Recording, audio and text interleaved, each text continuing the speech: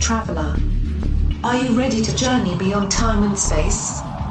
During this adventure, we may encounter otherworldly intelligences, but have no fear. We are protected by the spirits of our ancestors, and guided by messages etched in stone that echo through the ages. Now sit back, take a deep breath, and prepare to step beyond the veil.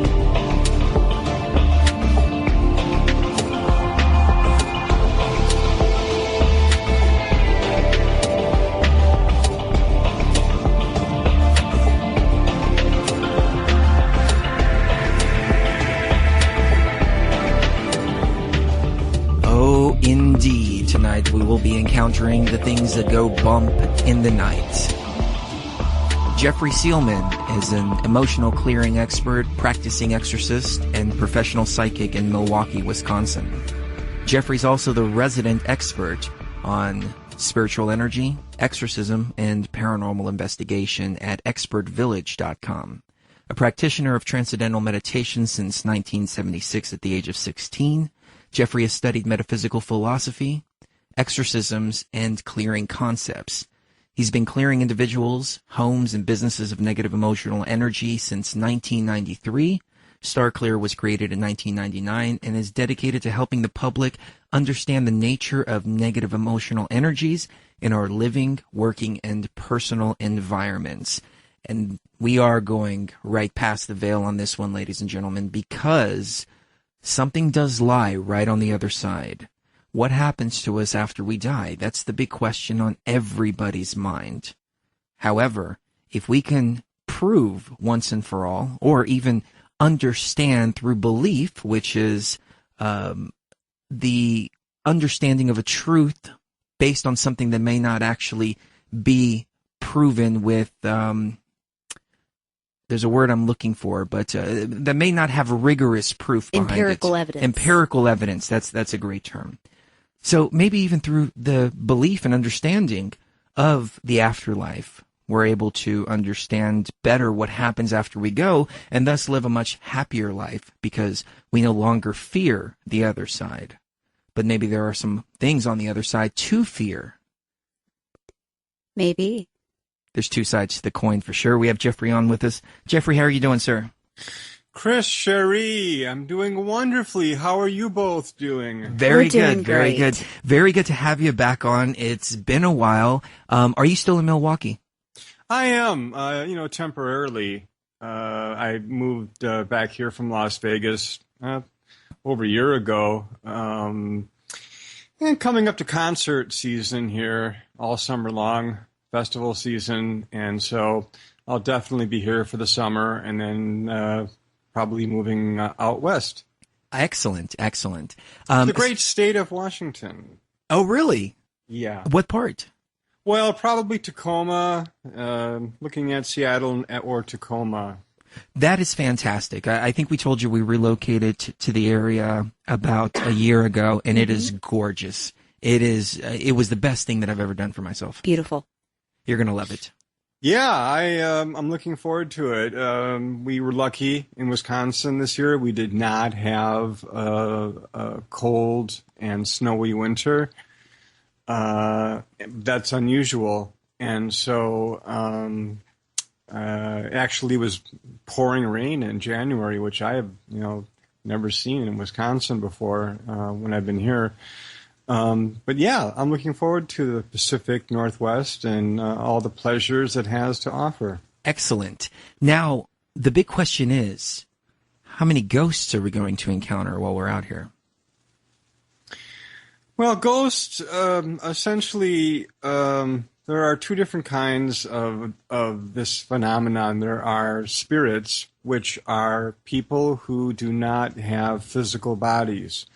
That also would include aliens that do not have physical bodies. And it's probably best to make the distinction that they've passed on, because a living alien or person that does not have a physical body but is traveling could be considered to be astral traveling, and that is different than being a spirit. You had mentioned something about the experience of being on the other side, and I was listening in. One of the analogies that I can use for people who are listening out there, your audience, would be, think about dreams that you remember, and maybe think about the pleasant ones. Leave some of the more wild, negative adventures out of it, and think about the pleasant dreams that you've had. It's not that much different being on the other side as a spirit as it is when you're dreaming. The major difference is that because we are in a physical body right now, that we're not fully conscious on the other side. And that's why we do all this weird stuff while we're dreaming. So people are thinking, well, I don't know. I don't really act myself when I'm dreaming. It's because you're still you're sleeping, and your consciousness is still focused partially on the physical plane. Only part of your consciousness is aware when you're dreaming. But it's kind of like that. So expecting yourself to have full use of your consciousness while on the other side, while journeying over to the other side, whether it's through astral traveling or certain substances that allow you to do that, it's like you're sleepwalking when you're there. Yeah, I almost recommend something that I teach as well, is astral traveling, how to do it, because we have a duality to each one of us, Sherry, and that is our physical being, our physical body, and our non-physical body, which some people refer to as the soul or the spirit. They both would be right, both those terms. And so essentially when we're astral traveling, we're using our spirit, the consciousness of our spirit, or as much as we can muster up in order to travel and learn how to travel from here. And what I do is I teach people to essentially go to the other side. I'm not much for remote viewing. I'm not saying there's anything wrong with it, for people who want to do that, but it's much more exciting, and my clients find it much more interesting to actually astral travel to the other side and get a glimpse with the mind's eye, with the mind's ear of what it's like to be without a physical body. And we can't fully experience that, but we can experience it to a really great degree. That is absolutely fascinating, because we just did a show about lucid dreaming, and the way that the guest explained it was that the material realm feels just as real in the lucid dream experience as it does in the physical realm while we're awake. And so it makes me wonder if the consciousness of these disembodied spirits still believe that they have a body. That's problematic, Chris. This runs into the kind of work that I do. I do many things, but a spirit that does not know that it has passed on has a problem. And it does happen. It does happen. But I really believe in reincarnation. And the reason I do is because I remember 2 or 3 of my deaths and some little pieces here and there of past lives. And so it's not just a belief thing. It's a real experience for me. And I can tell you that when I remembered dying, and I remember dying in my last life. It came to me when I was studying at a university, wide awake in the afternoon. I think my spirit guides induced that experience for me. I knew right away that I was dead. Now, of course, I saw my body lying in the road after a truck accident, probably in the 1940s. The truck looked like somewhere in there. And but I knew my personality was exactly the same, and I knew that I was dead right away. I looked down at my body that it had rolled out of the truck, and it was lying in the middle of the road. It makes me wonder if right before the moment, the consciousness jumps out of the body as kind of a safeguard against the pain. We'll find out more from Jeffrey Seelman right here on Beyond the Veil. Warning. Warning. The following message will destroy your paradigm. Proceed with caution. The apocalypse is upon us, brothers and sisters. The great revealing is now. The people have spoken and will no longer be manipulated by snake oil salesmen, masquerading as talk networks and alternative media. The new standard is set. This is the line in the sand. Stand with us to fulfill the mission to raise the consciousness of humanity. Stand against us and be exposed by the light we shine. We are TFR, your 100% listener-supported station, and the last bastion of unadulterated truth. Join the media shift by becoming a TFR supporter today, and send a clear message that the mission will not be jeopardized by corporate greed. Together, we will stand as protection from deception.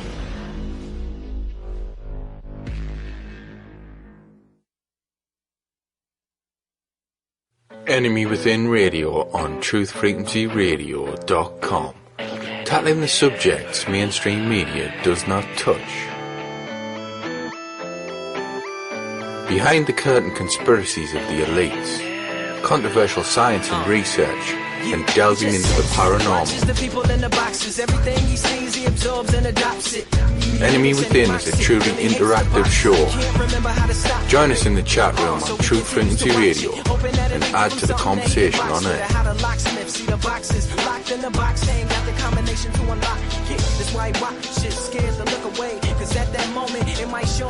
Challenging the narrative with debate and new perspectives. It's time to lift the lid on what's hidden in plain sight.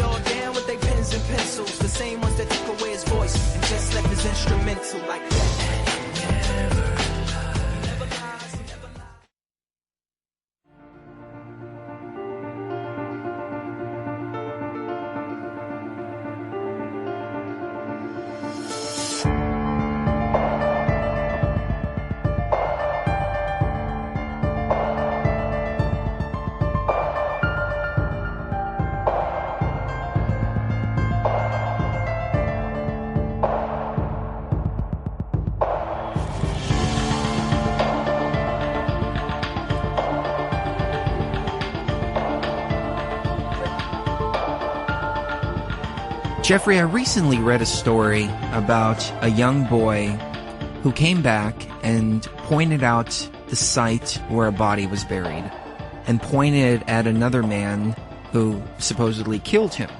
And he said that he was the reincarnation of that person who was buried there. And the man believed him so much so that he committed suicide. There was another story from here in the States. That previous story was from India. But here in the States, there was a young boy that remembered being a World War II pilot. And he kept talking about the World War II planes and was describing them with such precision that his parents finally decided to get the battalion together.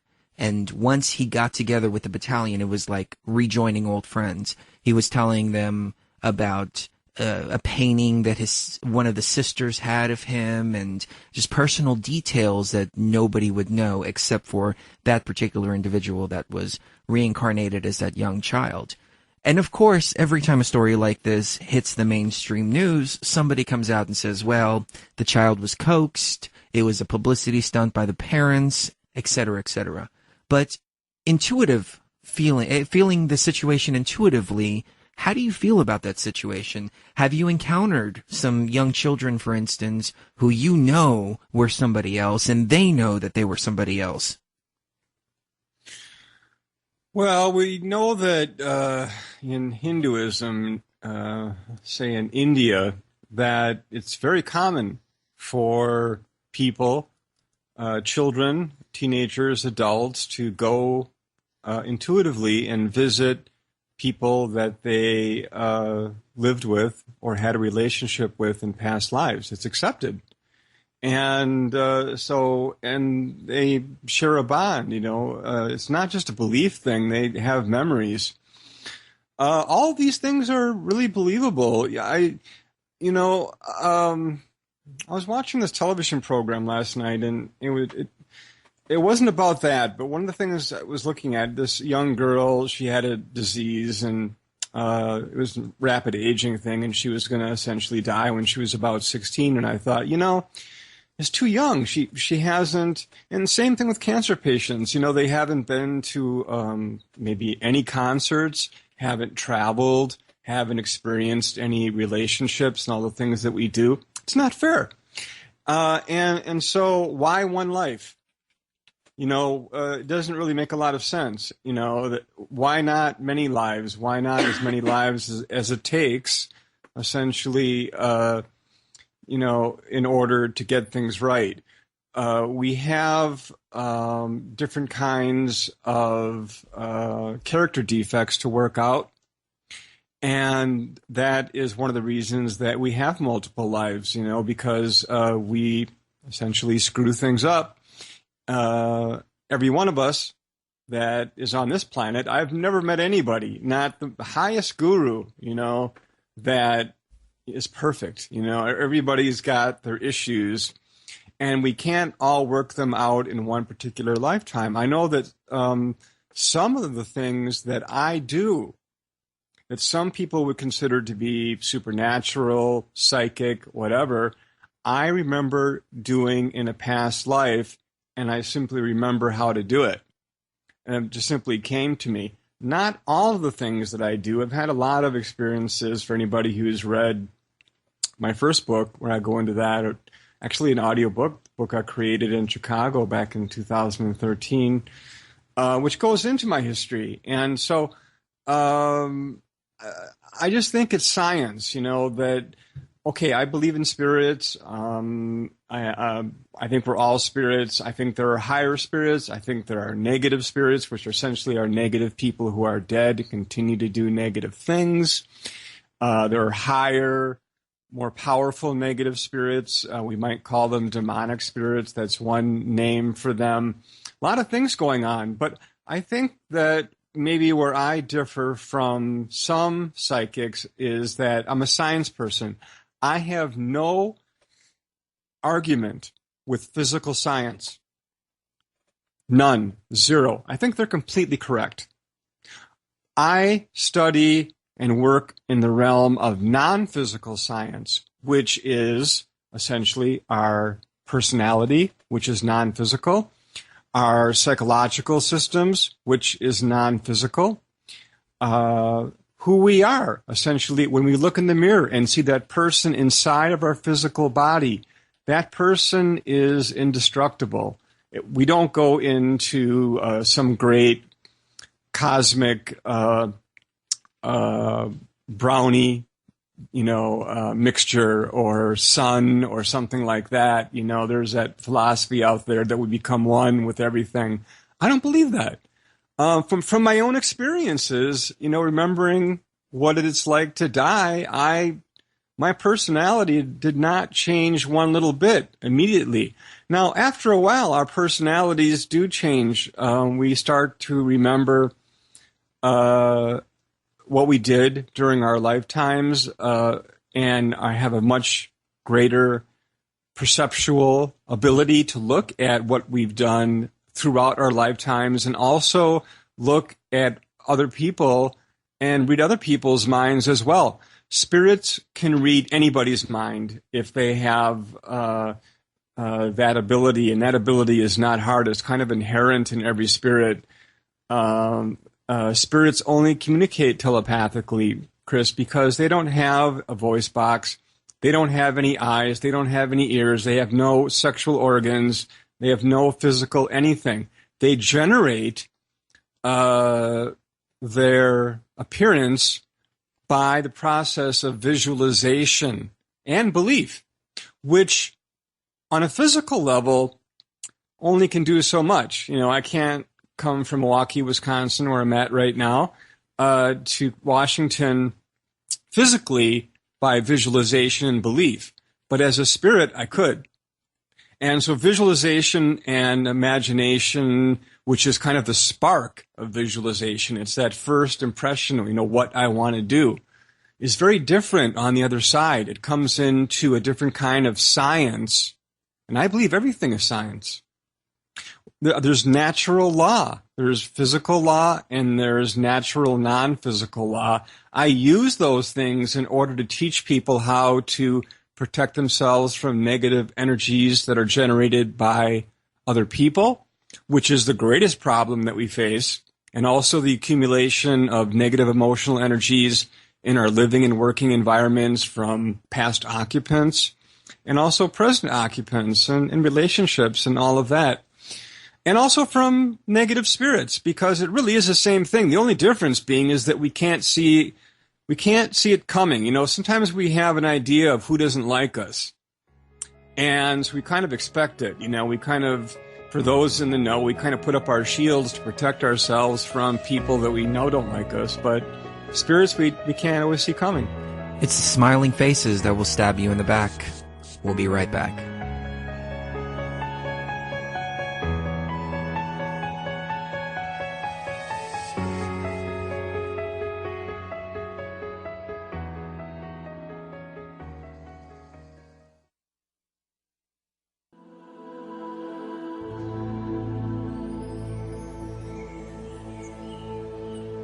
Redemption is a transcendentally caused event.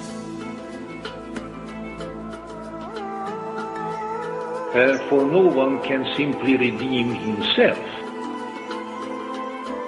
From a Gnostic point of view, redemption, salvation, liberation is not the conventional Judeo-Christian concept of liberation or salvation from sin, but rather it is the liberation from a certain condition,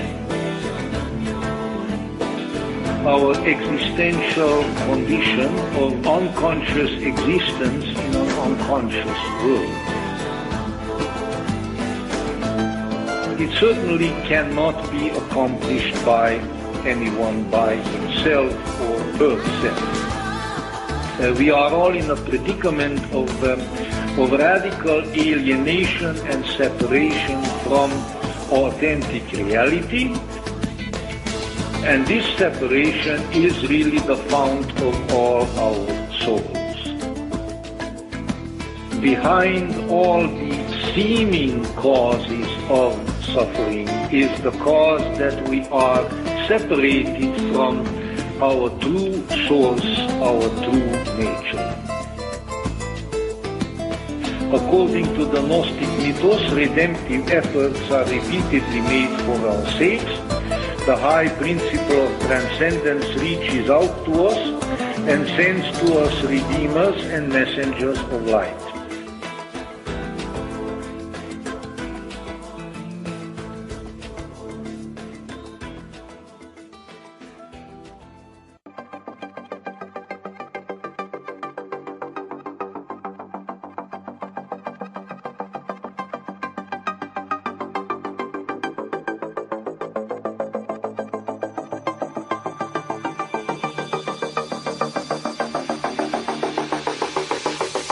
Everything that is, was, and will be, eternally is. Even the countless forms which are finite and perishable only in their objective, and not in their ideal form, the form which manifests itself beyond the veil.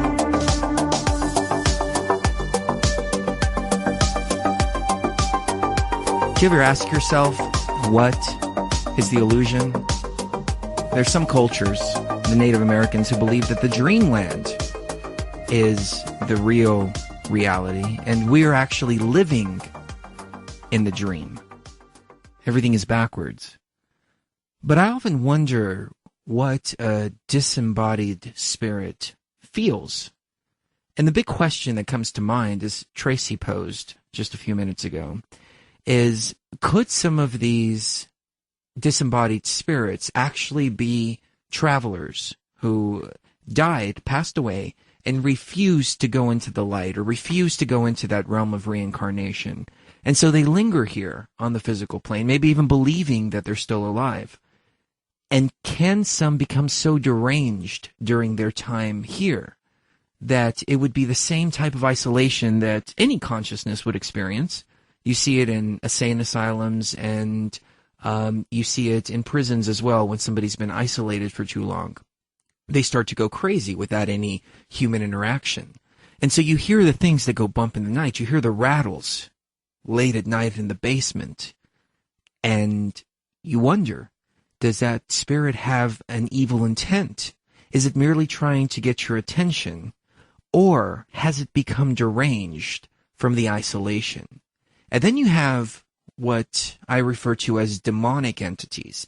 Now, Jeffrey, I don't know if you would define demonic entities in the same way that I would, but these are spirits or energies that never had a body, and I would venture to say that they may have even come from a lower dimension up to this plane, somehow broken through the barrier, and their entire energetic signature is negative. And by negative, I mean more dense and malevolent as well. So I know that was quite a few ideas that I threw your way, but please take us away anywhere you'd like.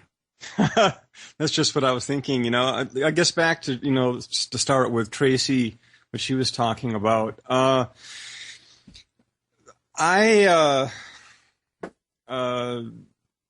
think that the dream realm is closer to our actual home, our actual natural state, which is the other side. So that could be said to be true. But reincarnation itself is not something that would happen right away to most people. You wouldn't learn anything. Problem with it is that you need time to reflect, although time is a relative thing and is not present in the non-physical world. But the idea is that, you know, we'll use that term anyway. We need time to reflect on what we did right and what we did wrong. And that's a process because there's an awful lot of information there. So, you know, looking at a person's life, you know, looking at your own life, it's not so much just how it affected you, but how you affected other people and didn't affect other people in ways you could have. And it takes some time in order to do that. So the idea of dying and then just being reborn, I really don't think that happens very often. Just think about it, you know, people who are listening out there. Does that really make any sense? I mean, you know, just to die and all of a sudden be reborn, what would you learn? Nothing. You need to look at what you did right and what you did wrong and kind of make a plan and say, okay, I think I need to be born in this situation because maybe my last time I had a problem with alcohol and I did not conquer it. And I need to get, you know, through that and that crutch and deal with my issues in another way. And you wouldn't even know that if you just were born again. You would just go through the same thing over and over again. And the same with a negative spirit. You know, if somebody is a killer, if they're just born again, they're just going to continue to do the same thing because something is wrong. It's how they interact in the physical world sometimes, you know. And so they have to look at it and say, okay, you know, why did I do these things? Negative spirits, for the most part, like I mentioned before, are just people who are dead, and yeah, they're frightened, you know, very often of judgment, and maybe they should be, and they don't want to look at themselves, and also a lot of good people out there who had misconceptions about what happens to them when they die. Real problematic. It's like, well, okay, Fred and Sarah are not going to heaven because they don't belong to my religion. And they find out that Fred and Sarah did go to heaven. And then, so you might think that they'd be really happy. It's like, all right, Fred, Sarah, my neighbors, I'm so happy that you're here. That's not always true, Kristen Sherry. Sometimes it develops an anger. It's like, wow, I wasted my whole life telling people that you got to believe in what I believe or my religion, or else you're going to, you know, go down and burn in hell or something or whatever. And they find out that that's not true. And that can actually create a bit of psychosis and a lot of anger.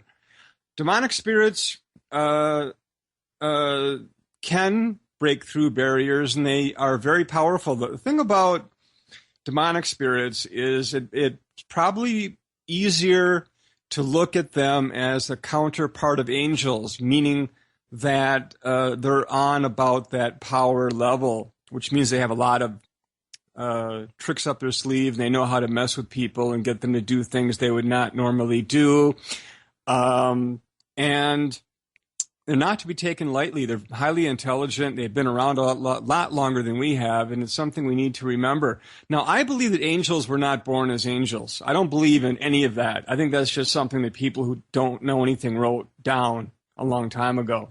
I believe that angels started out, as a lower life forms like we all did, and worked their way up through many, many, many lifetimes until they didn't need to return to the physical world because they've already learned all of their lessons and got rid of at least all of their character defects that can be gotten rid of by use of the physical universe, be they human or alien or whatever. I like to include the alien thing because there's an awful lot of planets out there. And so this is not all about just us. This is about, aliens as well. That is very true. A lot of people don't think about the very real possibility that they may be reincarnated on another planet as a completely different intelligent life form. Oh, I think it's just common. I think it's very common for us to essentially live on different planets in different lifetimes. I think it's a great experience, and I think a lot of people do it. And, I was talking with a number of clients in the last few days, and sometimes I just, we talk about this and that before we do a session or whatever. And one of the things I was talking about was that how, I'm not arguing that we're the most intelligent creatures on Earth, but one thing that's very interesting, we're certainly the only creatures that build skyscrapers and the only creatures that are heading into outer space. And you have to ask yourself, why are we sending spacecraft into outer space, not just satellites for communication, but spacecraft? We went to the moon, walked on the moon several times, even drove around in very cool dune buggies. And now we're thinking about going to Mars, and we're sending out craft into the past Pluto out there to, try to get contact. Why? Why are we doing this? I think that it's inherent in our system because I think that we're already in contact with alien beings, and I think that we are related to them in many ways, and we're just trying to get back, to where we came from in the first place. And that's why we are journeying beyond the veil to find the answers of the questions that mankind has been asking since the beginning of time. What lies on the other side? We'll find out in just a few moments with Jeffrey Seelman.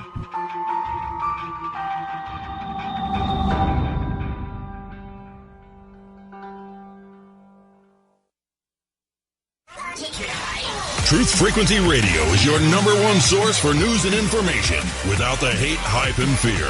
We are proud to bring you cutting-edge programs like The Kev Baker Show, The Freedom Link with Joe Joseph, Truth Frequency with Chris and Cherie Geo, The Christopher Everard Show, X Square with Brooks Agnew, Down the Rabbit Hole with Popeye, Freaky Friday with The Will Crew, Waking Up the Masses with Robert Bruce, Phoenix Rising Radio, and dozens more. Did you know you can listen from any computer, mobile device, or from any telephone by dialing 832-225-5308. Or call into your favorite show toll-free at 866-37-TRUTH. Uncensored talk and news you won't hear in the mainstream media 24 hours a day. Truth Frequency Radio. We are TFR. Your protection from deception.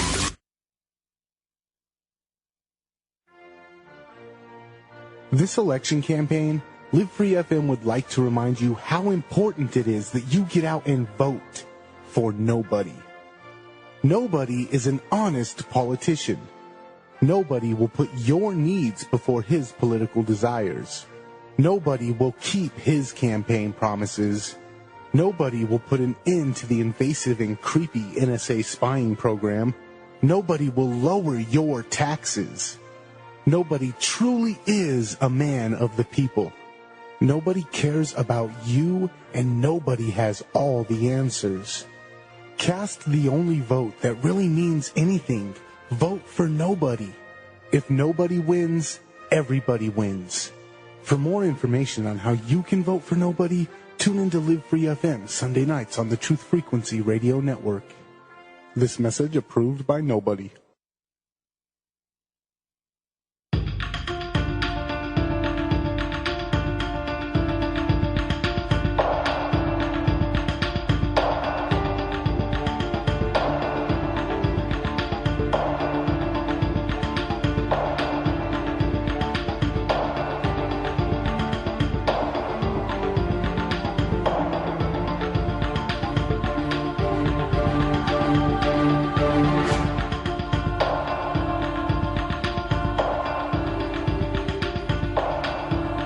Jeffrey, I think this is the first time we've ever had you on for only an hour, and I realize why we need to always have you on for 2 in the future. There are so many different questions that I have for you this evening. I guess in the next 2 segments that we have, I want to ask you first about some of the signs that people can see around them when they have some kind of negative emotional energy, demon, spirit, anything like that that may require a cleaning. Or a clearing. There are signs, besides the obvious ones, that things moving around, falling off walls, dogs barking, at areas of the home, living area. I would say to people listening out there, just expect it. Because we don't know when spirits are around us. We don't know who's sending us emotional energy. When we walk into a restaurant or a store or our own living environment, chances are many people have lived there before us. We don't know what's going on because these energies, although they are real, and most people have had experiences of walking into an environment and saying, wow, this place doesn't feel right, what they're picking up on is emotional energy. We don't know it. We don't know how much is in there. And so the answer, I guess, is to protect ourselves. There are simple things that I teach and simple things that we can do to protect ourselves from negative emotional energy and also clear our living space and our workspace and our own personal energy fields, also known as the aura, of as much negative emotional energy as possible. And there's a lot of negative emotional energy out there, and expect that to not go away in the near future for a lot of reasons. Well, that is very true. Even on a basic level, like when somebody says, I hate you, they did experiments with plants, and they told a plant, I hate you, over and over again. And that plant wouldn't grow. And they told the other one, I love you, and gave them nothing but good words. And that's all they were putting into it was words. But the words actually carried an energy to them. Now, I imagine the same happens on the psychic level, where somebody just is stewing over you. They're jealous, or if there's something about you that they hate. And all of that negative energy creates that negative emotional energy that you're referring to. Even people who love you do that. We naturally, it's natural to feel angers. When we feel anger, we generate it. It's natural. I'm not saying anger is wrong, but the idea is that we can hold it in and we can also release it into our living environment and also into our furniture and all of that, because they are real energies. And so they're there, and we don't always know who's thinking about us. I wrote an essay. I talked about this on a radio show a couple nights ago, and I'll just go really briefly into it. But the idea is that celebrities, politicians, have millions of people thinking about them at any given time. And they don't really have to know where you are. The idea is they know who you are, and each person has a unique vibrational rate. That's how spirits can tell one spirit from another. That's how I can tell one spirit from another, because any spirit can assume any particular appearance just by generating their form. So how do I tell the difference? Because each spirit has a unique vibrational rate, much like we have a physical, unique DNA system. And so all this emotional energy is coming towards all these politicians and celebrities and you and I and your average person, maybe somebody in the office who has got a grudge against you and you don't even know it. Just emotional energy that might be in your living space from past occupants. Lots of stuff going on. People who are in stores. You go into a grocery store or any kind of store today. It's not really necessarily a happy place. Prices are going up all around the world, and people are kind of worried. It's like, wow, it's not like, you don't see people dancing through the aisles or, checking out prices and weights and all of that. It's very easy to pick up negative emotional energy in these places and not even know it. So that's why it's so important that, because we can't see demonic spirits coming and we can't see negative spirits coming, which are people who are dead and continue to do negative things for many, many reasons. I could go into that for an hour. But the idea is that that we need to protect ourselves by using the laws of non-physical phenomenon and energy, non-physical science, as I call it. We can easily protect ourselves from demonic spirits, negative spirits, and also learn to clear our living space and working space of the emotional energy that has been sitting in there for decades or years or just from today. And these are the things I teach people through Skype and telephone. Fantastic. How can people get a hold of you, and what are your websites? My website is starclear.com. Starclear.com. My name is Jeffrey Seelman. Go to my website. All my contact information is there. Skype information, telephone numbers, email information. Get a hold of me. I don't charge people for consultations. I'm happy to talk to you and answer all of your questions and to determine if you need my services or not. That's your decision. But just call me up. I'm pretty easy to get a hold of. Leave a message if I'm not around or if I'm on the phone, I'm teaching. And I'd be happy to talk to you and answer your questions and see if you need my services. Starclear.com. Excellent, excellent. Now, there's a lot of charlatans out there, so how do people stay away from those? And how do you prove something like this as far as credentials go? I'm sure they don't have a diploma for exorcists, but are there any ways that people can tell the real people from the phonies? I think most of the people who belong to different religions, you can pretty much assume, are trying to do their best, be they Catholic exorcists. The Catholic rite of exorcism is very powerful, and when done correctly, it works. Same with Wiccan religions and Hindu religions and Muslim religions. All have the rites of exorcism. You can assume that they probably have been trained and that they're doing their best to help you. I would be looking for people, as far as charlatans go, that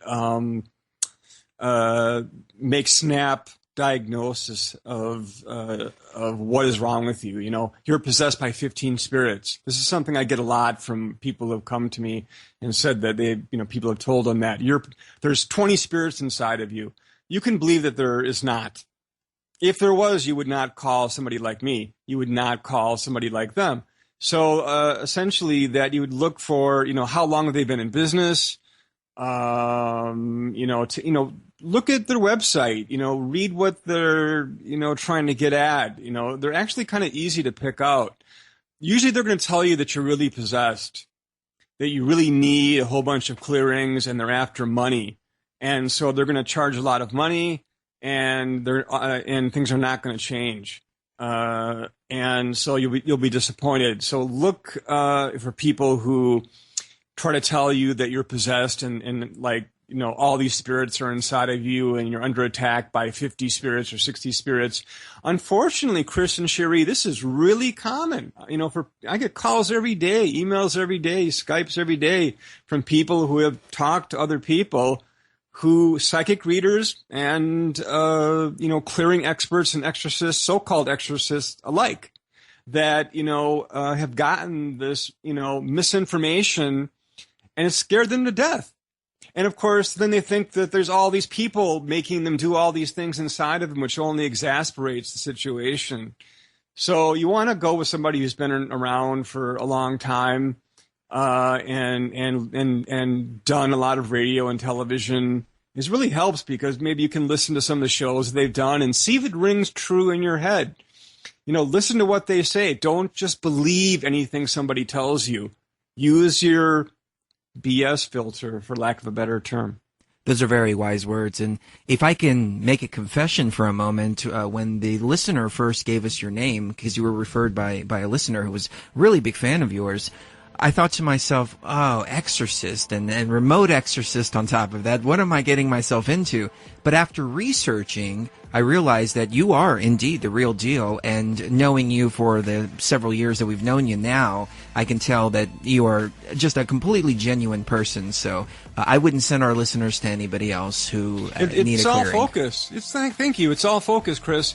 I learned 15 years of my business. The first 15 years I did nothing but in-person clearings and exorcisms and work.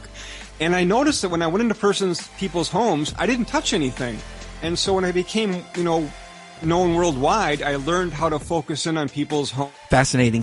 We'll be right back. Phase 2 will be initiated momentarily. Please remain seated while we prepare to go deeper. You can visit us at www.beyondtheveilradio.com.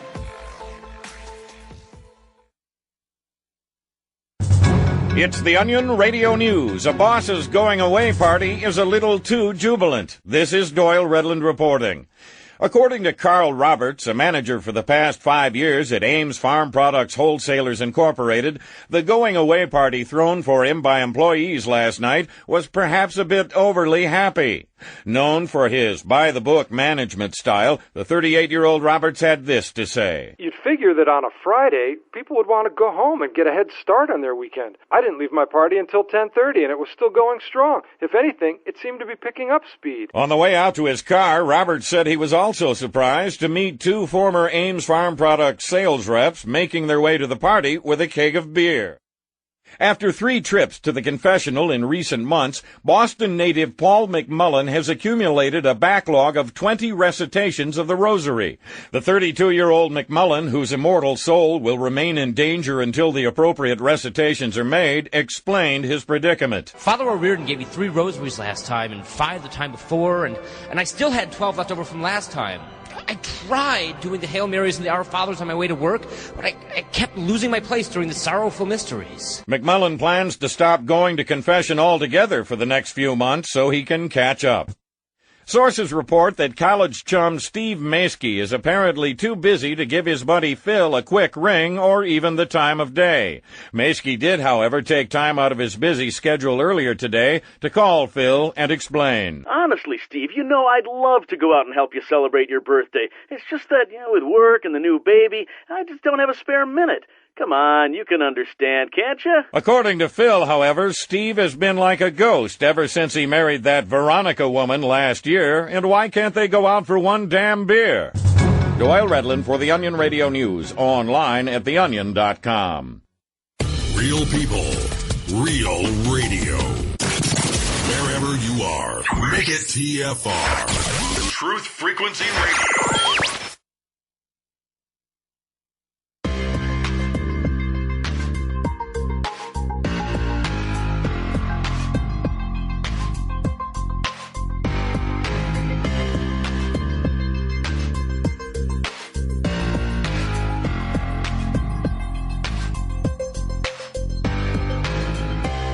Close your eyes. Feel the movement. This is the rhythm of the universe. This is Beyond the Veil. This is the rhythm of the universe. When you are permanently tapped into the truth frequency, that is when you are able to step beyond the veil. We have Jeffrey Seelman on for the exclusive TFR segment, and then we will be joined by Brooks Agnew to talk about the spirit the science of spirit. Can the spirit actually be measured scientifically? We'll find out in just a few moments. Now, Jeffrey, we talked about some of the signs and symptoms of somebody that may have some kind of energetic force attached to them. What about a demonic force? Can somebody walk around almost as if they're a puppet controlled by some kind of external force? happens all the time. It can happen through anger. People who maybe got fired and are out of their minds, or divorced, or lost their loved ones or something, and are really, really angry. Possibly through a violent death, and through substance abuse. And so very often when people do too many drugs or way too much alcohol, they check out and something else checks in, even for a moment. All it takes is a demonic spirit or a very negative spirit to step in for a moment and turn an argument between two significant others into a violent fight, usually with one person being hurt. We hear about it all the time. Yeah, and so that's when they do it. They strike when they can. They wait, they watch, they amplify our emotional energies by throwing rage and anger at us, which is an energy. They see our auras and they know where our weak spots are in our auras. That's why I teach people how to strengthen their auras. So, because spirits can see our auras, they know where to put that energy right through in order to amplify, like a lightning rod, and activate all of our emotional energy at once and get us to do things that we would not normally do. So that could happen to any one of us. That is chilling. And it seems to be a situation where you become overwhelmed by this negative energy, and you don't even realize that it is a negative energy until after the fact. I know in parts of my life, especially during a teenager, when I would get very, very angry, coming out of the situation, and it never escalated into anything more than just teenager fist fights, but coming out of the situation, it seemed almost like a dream, or like a veil was over my eyes during the experience, as if I was somebody else. It happens, I think, to a good portion of the population at one time or another. When we get really angry, things can step in, and they do. And also we can activate our own emotional energy systems as well during that lightning rod effect. Think of road rage. Essentially nice people like us are driving down the road and somebody cuts us off, and all of a sudden we kind of think like mad killers. We want to kill the person ahead of us.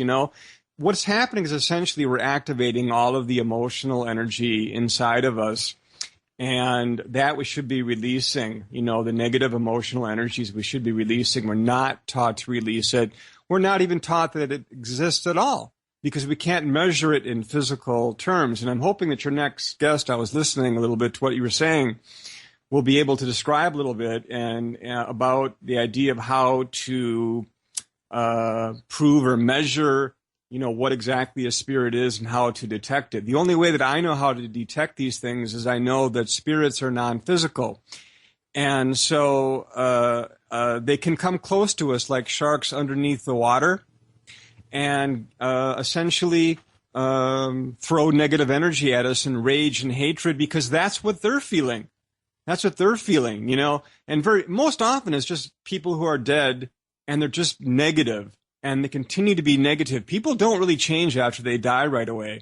So if they really were negative people and they have all these secret angers about other people, or not so secret, when they die, we're going to take that with us. We're all going to take that with us. They're going to take that with them as well.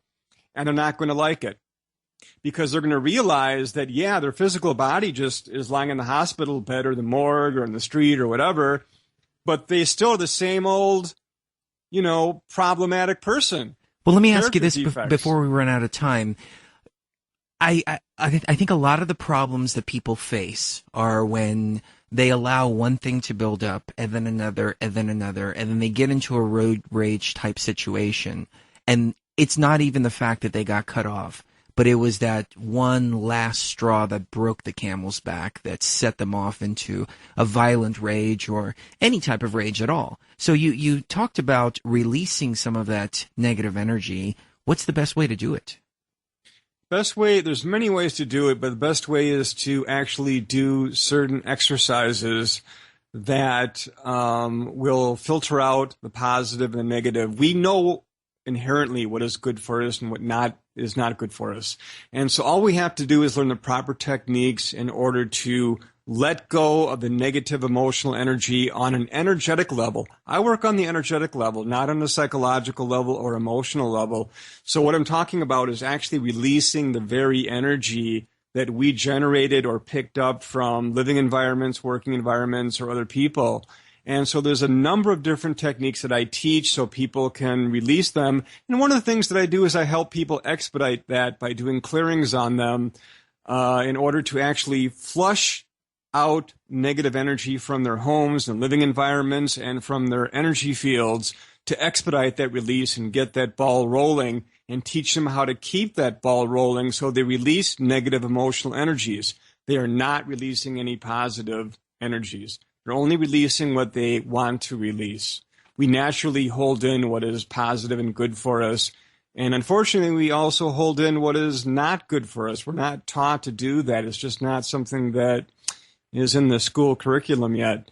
And so it's up to people like us to talk about that and get people to learn how to release negative emotional energy. And it's a lot easier than people might think.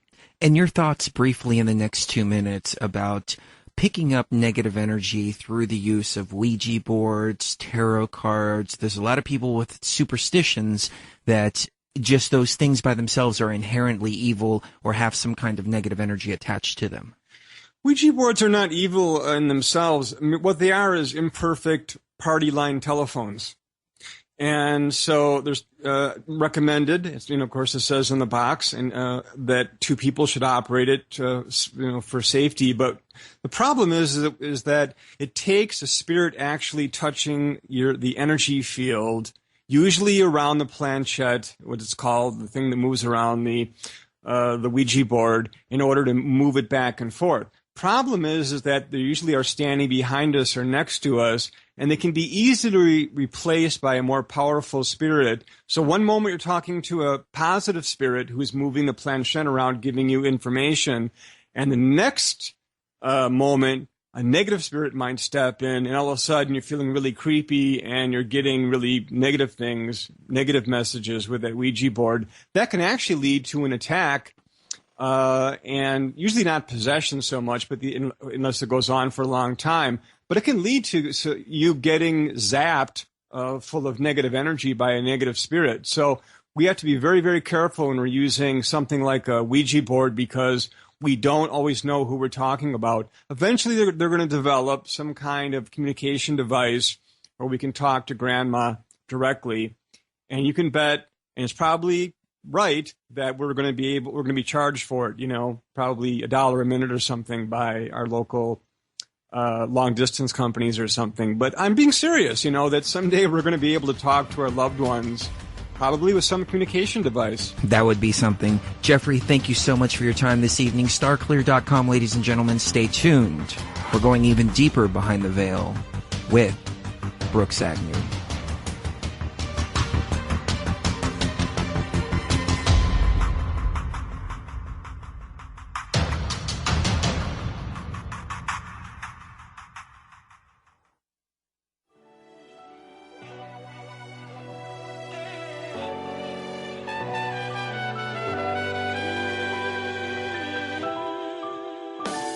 It's not a pretty picture, modern civilization. Most people in the world today are quite miserable, actually. They have very little hope.